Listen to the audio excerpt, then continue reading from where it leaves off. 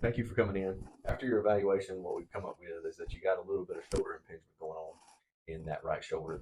You're usually playing setter, so you're kind of used to those overhead motions. But this is a very different motion playing outside here, where you're coming and rotating through and a lot of explosive motions overhead. So what's kind of happening here when we talk about impingement is you can see the shoulder has a lot going on here. It's very complex. So we got our collarbone coming in to our shoulder blade or our scapula, and you can see here, there's a very tiny little gap for all of those tendons and everything to pass for that shoulder to be able to move, and especially that overhead motion to hit right there. Okay, watch out for my hand there.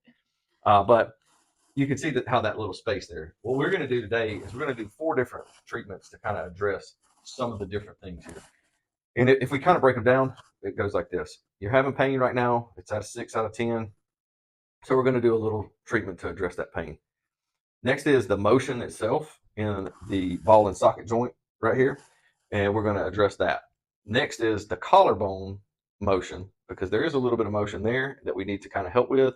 So we're going to address that. And then lastly is that shoulder blade motion or that scapular motion. So we're going to look at all 4 of those and kind of break those things down, and I'll explain those a little bit more in depth as we get there. Questions? No question.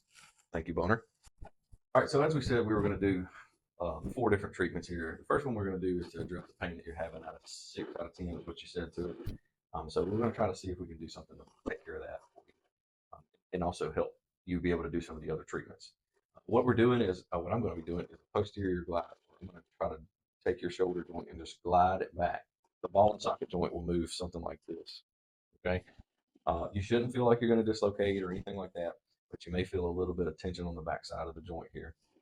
I'm going to press down 30 times. We're going to do 3 sets of those, so we'll rest in between. But we wouldn't do this to you if we thought you had really lax joints or hypermobility, like you're hyper flexible, and the joint would dislocate. So we'd avoid that. If we had a fracture, we would not do that. Or if you had some sort of bone disease, osteoporosis, or something of that nature. But you're good with those. We've already screened those, and we're ready to go. If at all you feel uncomfortable, you just let me know, stop me, or I'll readjust my hands. Or if you have pain at all, please stop me. You shouldn't have any pain with this. This is actually made to reduce your pain. So the results should be pretty instant, after we do this, and you should have some relief, and that pain should go down on that pain scale. So, you have any questions for me? All right, let's get to it. So lay back flat there. That's good right there. Slide to the edge of the table. Right there, good. All right. It's all up here. You completely relax. I'll do the work here.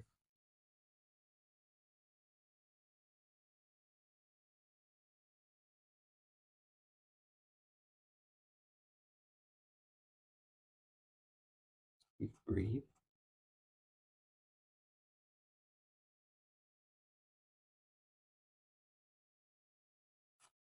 Okay. We're going to rest and we're going to do another set of those. All right. So the next treatment that we said that we were going to address is that ball and socket joint, right? The shoulder joint itself. So working on that side, you're on the edge of the table there. What we're going to do is we're going to move through flexion for a set, and then we're going to move through abduction for a set.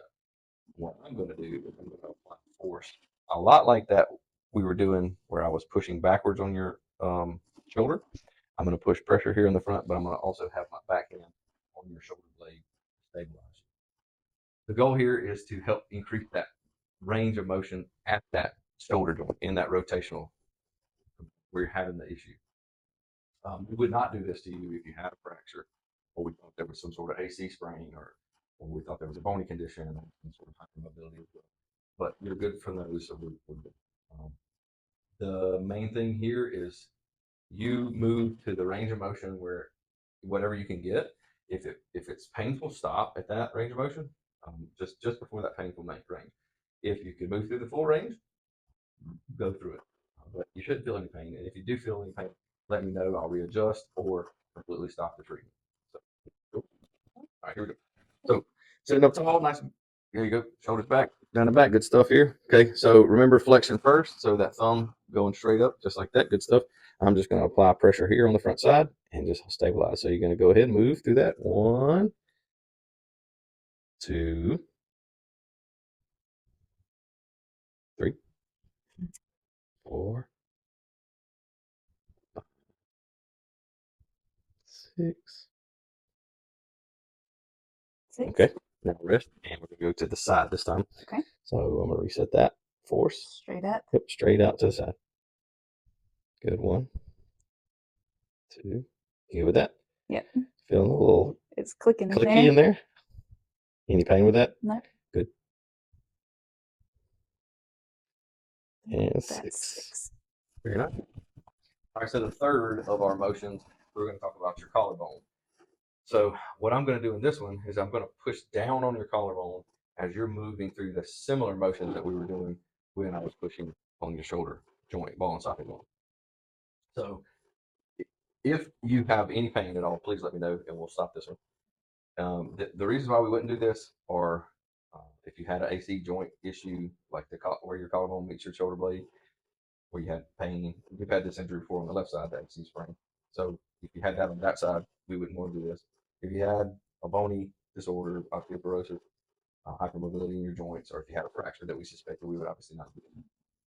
And so the reason why we're doing this is there's some accessory motion with that collarbone where it connects to that shoulder blade.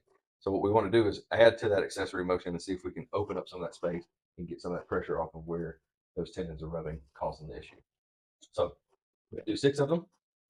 We're going to go through flexion and abduction. So arm out front, arm out to our side. What you may feel is you're going to feel pressure right down on your shoulder, but you may feel that it's difficult to pick your shoulder up. That's okay. Just move to the range of motion that you feel comfortable with.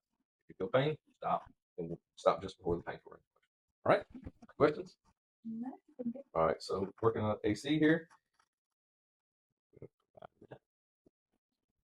All right, first, before we start this, pull your shoulders back and down.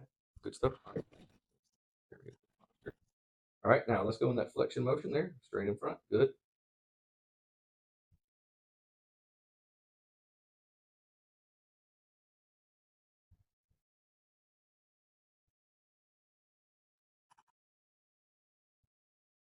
All right. Take a break for a second. Let's actually turn you this way so you got more room on that. We can kind of get a profile of this. Shoulders back and down. Good stuff.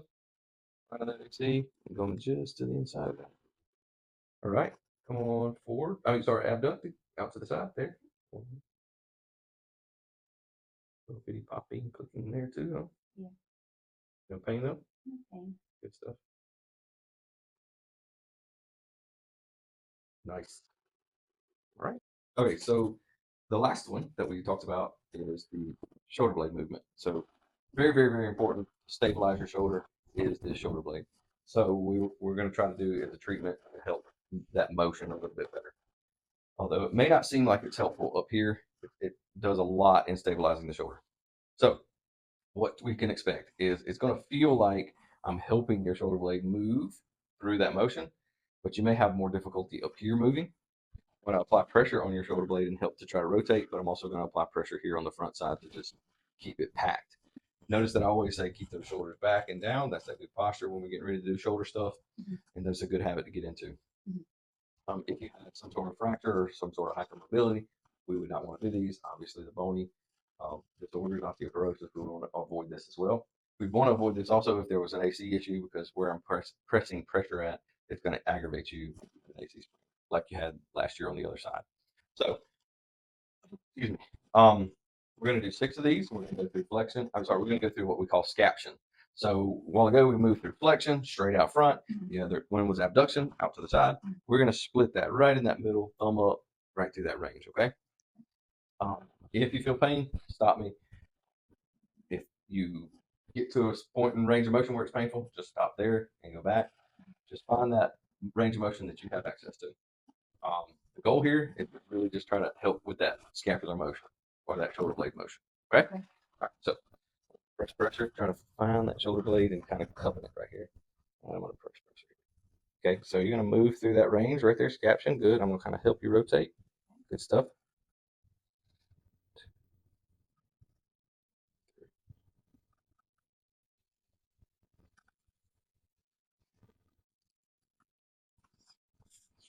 Very nice. Shout out to the Purvis Lady Tornadoes volleyball team. They just won the state championship. Way to go, ladies.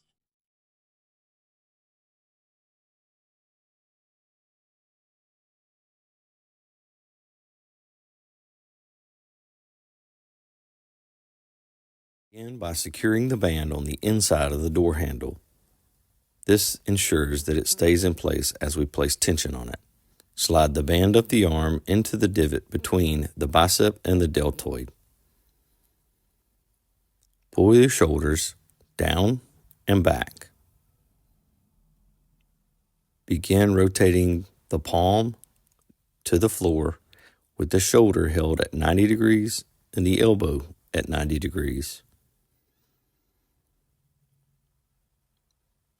As we look at a different angle, keep the elbow in line with the shoulders, only rotating at the shoulder joint. Perform 6 to 8 repetitions